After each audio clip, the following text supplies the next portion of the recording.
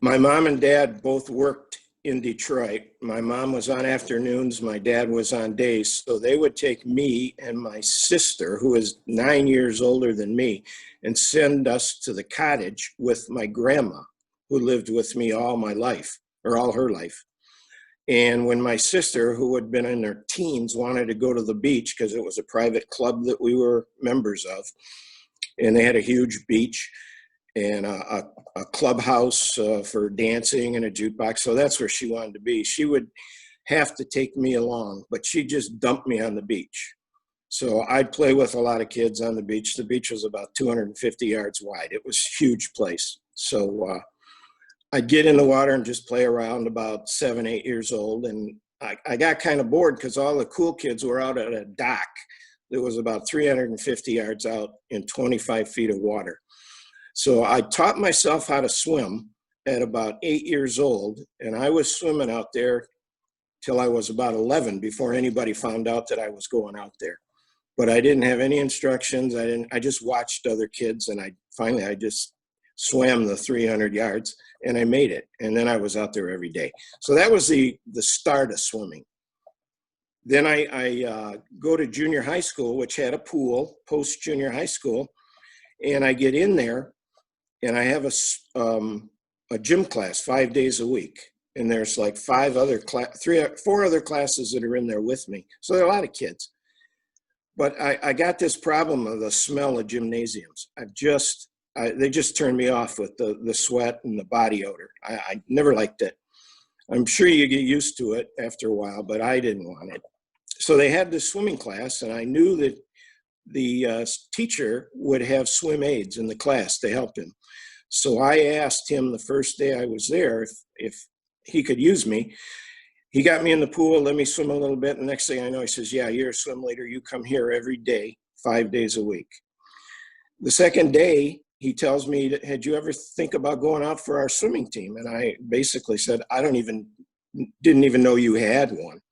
He said, oh yeah, we're after school. So that was the start. I went to the swim class. The coach name was Bob Ringel, just a fantastic guy, unbelievable guy.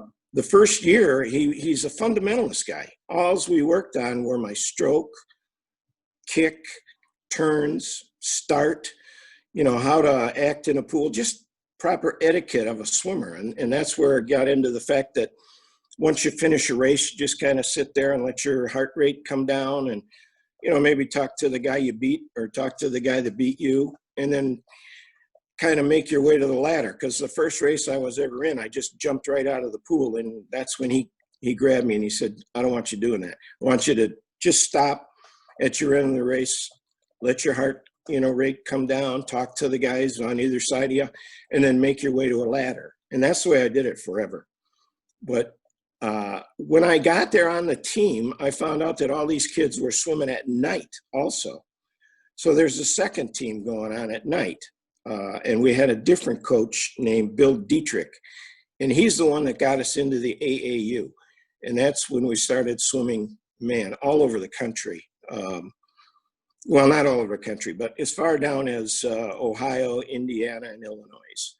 And that's where I, ran into several swimmers. In fact, Kenny Wiebeck was the first guy that I really raced against that scared me. And he scared me for 4 years, him and Jim McMillan.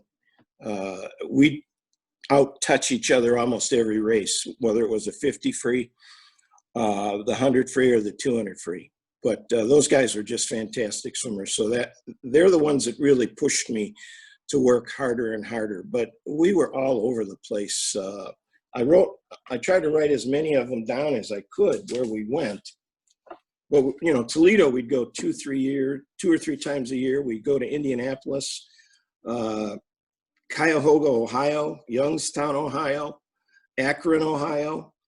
And we even swam in some gravel pits. And that was the worst thing that I'd ever done. Bulkheads floating out there. The starters and judges had to take a boat to get to these bulkheads. The water was so black you couldn't see your hand in front of you. But, at that young age in your early teens, that's what you did. Your coach entered you and you went. So that's about what led up to my swimming, plus running into all these other kids that I'd never known that I swam with for almost 6-7 years from then on. Well, I'm glad I've been able to talk to so many of you guys from the 60s to know that it didn't kill you. Whatever it was that was in that water, I've talked to enough of you guys that went down there to know that you guys all got through it. Oh yeah, that was terrible in those gravel pits. I never want to see a gravel pit again. You know, you mentioned like 3 of the guys, and, you know, we'll jump around a little bit in our conversation, and I like to listen, you know, to where you go and kind of follow along. You mentioned, you know, 3 of those, you know, guys in Weebeck and McMillan, you know, and yourself that, you know, we're doing amazing things. Let's throw in Peter Adams, you know, who's, you know, with the best distance swimmer in the state at that time. Let's throw in Rick Scarbo, who's a 100 backstroke and IM state champion and record holder. I mean, the Detroit swimming scene at this time in the early 60s is really, really good. I mean, did you have a sense of that? Some of the guys that I've talked to have been like, you know, it's just what you did, and we didn't really realize that it was so notable that all these guys were around. But now I think, you know, as I'm talking to some of you, guys are realizing, man, that was amazing to have like 5 state champion type guys all swimming in Detroit in the early 60s together. Did you have a sense that, man, this is like really good? Yeah, I was taken aback that we didn't get to swim our first year. We didn't get into the state meet until my sophomore year in high school. And I have no idea why we never were invited. But there was a guy named Pat Wallace, who was the swim coach at Ecorse High School. And he ran a total every week on Friday on all the swim meets around the state. Coaches would call in with all their times, or the swim managers would call in, and he had a running total in every event, the top 10 guys. So that happened in my sophomore year. So it gave me something to look at, what times were being swum around the state, and it gave you something to shoot for. He would turn all that into a guy named Higginbottom from the Detroit News, and he'd write the article on Friday. And I mean, every swimmer that I knew couldn't wait to get a hold of the Detroit News to see where they were and see who he wrote up. So that's how we kind of stayed in touch. And then all of a sudden we're invited to the state meet in 61, 62 season. And that was my first real introduction to, you know, just superb, fast swimmers. And I was amazed. Detroit just kicks in the door, right? Like Adams wins the 200, McMillan wins the 50 and 100, you know, like as soon as they let the Detroit schools in, the door is just kicked down. Yeah, and now this is my personal opinion. I thought they treated us the first year as like step kids. You know, what are you doing here? What do you think you're doing coming into our realm? And you think you're just going to take over? That ain't going to happen. But that was the impression I got from the guy I was up against, which was Don Spencer from Seaholm. And did you want to get right into that first state meet? Let's wait a second, because I definitely would love to add a little bit more background to help me build up into that. But no, I think what you're getting at is, you know, a big part of the history, and Bumpy and I were able to talk a little bit about that. I mean, here you got a guy from Redford High School who's the best swimmer in the country, and back in the early 50s, he wasn't allowed to go to the state meet and show people.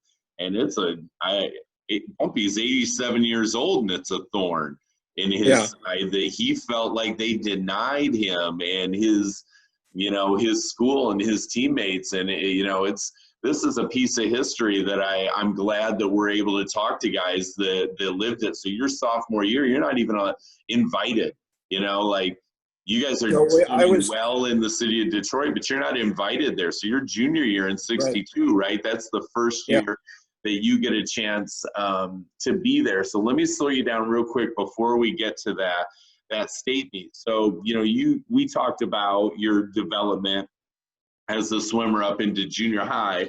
Help me fill in the gap there up through maybe your sophomore year in high school. How are you improving, and how is the sport being continued to kind of be exposed to you?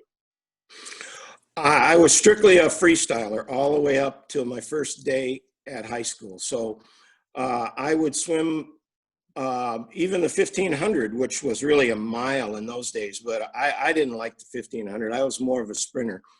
But when you go to these meets, the coach would enter you into every event that you could swim.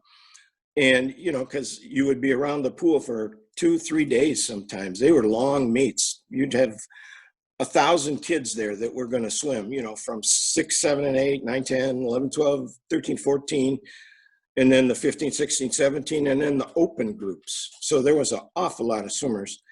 And sometimes they'd even have semifinals, you know, before you got to the finals, there were so many kids. So that's really what built up that I was just a freestyler, and I was one of the top 3. I had met Kenny Wiebeck in junior high school because my coach, Bob Ringel, would set up swim meets with other middle schools. And we ended up at Thurston, and that was my first taste of racing him. We would swim high school girls, like Catholic school, high school girls, 9th, 10th, 11th, 12th, but only middle school boys when we went to other meets. But we were getting a taste of everything.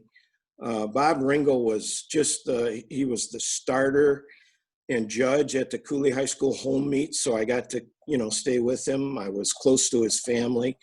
He was just a great mentor to me. But then I get into high school, and I have my first meeting with the coach and the rest of the team before practice. And the coach is introducing us to everybody, which I knew 90% of the guys anyway, because Post was the only feeder school to Cooley. And this Bob Ringel was just pumping out tremendous swimmers. Cooley had won the city championships 2 years in a row before he even got there. And then we won it 3 years more. So it was quite a machine as far as him developing swimmers at the junior high 7th grade level. He could pick out who was what. And if you had it in your heart to swim, he would make it happen. So, and then the Bill Dietrich deal was at night, and we were all back together again. And these are friendships that have lasted my whole lifetime. I remember going in Bill Dietrich's, he had a Volkswagen Beetle, and he had one guy in the front seat, 3 in the back, and we put Jimmy Yeager, who was a freestyler for Cooley, in under the back window.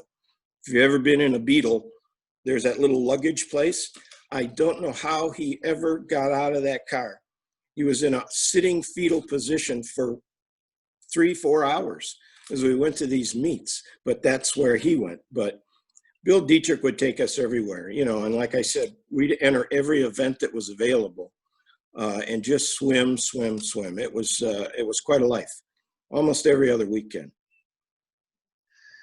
First off, I'll have you know that in 1982, my parents took me all the way to North Carolina with a Neil Diamond 8-track and a yellow Beetle. So I know something about Beetles, but back to you. So the one thing that I like to fill in when I talk to everybody from that era, you know, is to talk a little bit more about what swimming looked like and was like at that time. And obviously, you know, I've talked about, you know, with everybody about not wearing goggles, chlorine, the, you know, the suits that you were wearing, lane lines and how prevalent or not prevalent they were in practice and things like that. And even just how you trained, you know, some of the most interesting things that I've heard are guys talking about like starting practice with a mile, you know, or like a mile IM, or just, you know, things that you wouldn't necessarily see or hear of today. So I'm interested, if I asked you to, you know, kind of describe what swimming in the early 60s looked like and was like for you, what comes to mind? It was made to be a fun time. We had a great time swimming together. Like I said, we became lifelong friends. The only equipment that I ever saw anybody use were backstrokers would use nose plugs.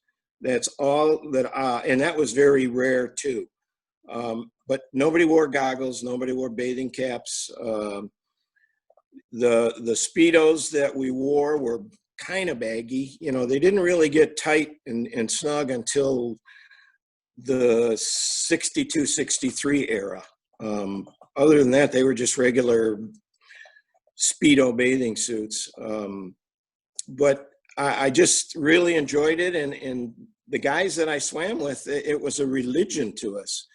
I mean, we all lived in the same neighborhood, walked to the pool. It just was something that you just did. You know, once you started, you were in it. And we all loved it. You know, there was a fire burning in us, and the coaches just kept us involved.